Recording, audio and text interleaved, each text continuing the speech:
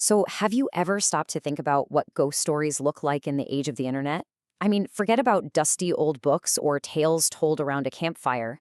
We're going to dive into this absolutely fascinating Reddit thread where people from all over India shared their quote, real ghost stories. And what they created was this incredible collection of modern folklore, just right there out in the open. And it all kicked off with this one simple question on the subreddit r/India. You see, the user wasn't looking for ancient myths or legends. They wanted the personal stuff, stories that happened to a friend or a cousin, or maybe even to the people posting them. And wow, did the community deliver. You could say this is kind of like the modern campfire. We're not just here to look at a bunch of scary stories. No, we're actually exploring how these stories get told and shared and even debunked by this massive online community. It's like watching folklore being born in real time. It's pretty cool. And pretty quickly, the conversations around the stories became just as interesting as the stories themselves. This thread wasn't just a spooky corner of the internet. It became a space for people to connect, to question everything, and to feel that collective thrill, that shared shiver of the unknown, together. Okay, so let's get to the good stuff, the stories. The thread had, everything. Haunted office buildings, creepy encounters on lonely highways, you name it. But I've pulled a couple of the most memorable ones that really show you the incredible range of modern horror. All right, first up, we've got a story from a prestigious boarding school, told fourthhand by one of the users. So a group of friends get to their dorm a few days early. One of them, a girl nicknamed Pampa, decides to go take a shower. An hour goes by, then two, and there's just silence. So they start to get worried. They call the warden, and they end up having to break down the locked bathroom door, only to find the shower is completely, totally empty. The principal ends up getting her parents on the phone. And that's the response her father gives. Chilling, right? It's got that classic urban legend feel, doesn't it? The whole friend of a friend's cousin thing. It's just a perfect example of how these stories travel and change a little bit with every person who tells them. So we go from the super dramatic setting of an elite boarding school to something way more ordinary, a regular student apartment.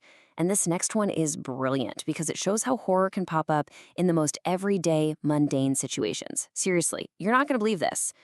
So picture this. 4 college friends are living together.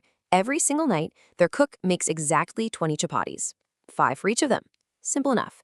But night after night, whoever is the last person to eat finds that they're short a chapati, or maybe 2. They start accusing each other, they even stand over the cook and watch him count them out, but the chapatis just keep disappearing. And then the story gets weirder. One night, they're all out of the apartment. One of their moms calls the landline, and a voice answers, tells her the boys are out, and just hangs up. When they get back home, they find only 18 chapatis waiting for them. So, who answered the phone? And I guess the bigger question is, who ate their dinner? But like I said before, the stories are really only part of the experience. The real magic, the true heart of this digital folklore happens in the comments section. That's where the community really comes alive to analyze, to try and explain things away, and sometimes just to have a really good laugh about it all. Okay, take this user's story, which is genuinely terrifying. He and his friend wake up at the exact same moment, and both of them say that a black, shapeless thing had jumped on them and was choking them. It's scary stuff. But almost immediately, another user chimes in with a perfectly logical, scientific explanation: sleep paralysis. It's a known phenomenon, especially when you're stressed. And this constant push and pull between belief and skepticism is what makes the whole thread so alive. And then you have the humor. It's just fantastic. Responding to the chapati story, one user asks the most perfect question in English. "Bhoot roti kyun khayega lekin?" Which means, but why would a ghost eat chapatis? And the deadpan reply that comes back, "Bhuka hoga isliye." It must have been hungry. This kind of wit is just all over the thread, and it shows how people use comedy to deal with these tense, scary topics. You know what else happened? The thread tapped into this deep, shared cultural memory. People immediately started talking about these classic Indian horror shows from the 90s and 2000s. It was like these brand new digital stories were forming a direct link back to the spooky TV shows that an entire generation grew up watching. So what does all of this tell us about folklore in our super modern, connected world? Well, when you get right down to it, threads like this are basically the digital version of telling ghost stories around a campfire. And if you break it down, you start to see these clear patterns. The stories are almost never firsthand, they're second or third hand, just like the boarding school tale. They're set in places we all know, apartments, airports, not some ancient, crumbling castle. They do this brilliant thing where they mix everyday stuff like chapatis with the supernatural. And this is crucial, the debate over whether they're real happens right there in the comments. And that debate becomes part of the story itself.